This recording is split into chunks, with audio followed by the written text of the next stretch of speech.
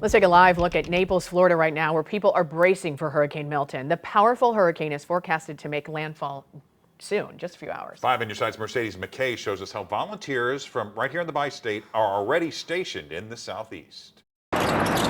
As preparations for Hurricane Milton's arrival intensifies in Florida, thousands are still recovering from the impact of Hurricane Helene. We are just seeing, and I hate to use the term unprecedented, but unprecedented amounts of disaster responses. But this is where the American Red Cross truly shines. We're incredibly busy, but honored to be able to stand in that space with people when they need it the most. 30 volunteers from the greater St. Louis region are already in the southeast. Executive Director Beth Elder says some are helping with the aftermath of Helene and others are bracing for the touchdown of Milton. The last time we have really seen a hurricane that is not only as catastrophic and devastating, but one hurricane upon another one truly was in 2017 when we saw hurricanes Harvey, Irma, and Maria. Usually this parking lot is filled with American Red Cross vehicles, but as you can tell, it's completely empty. Almost all of their vehicles now deployed to the southeast. Any of the vehicles that we have locally that help provide mobile feeding,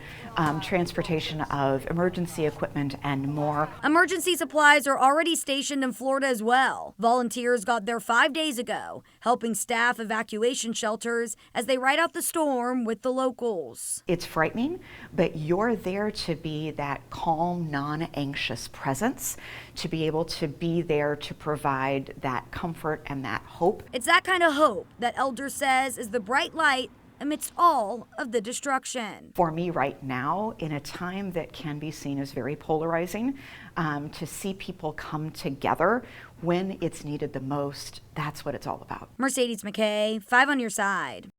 Right now, the Red Cross is looking for volunteers to help with the aftermath of Hurricane Milton. They're also, of course, looking for financial donations.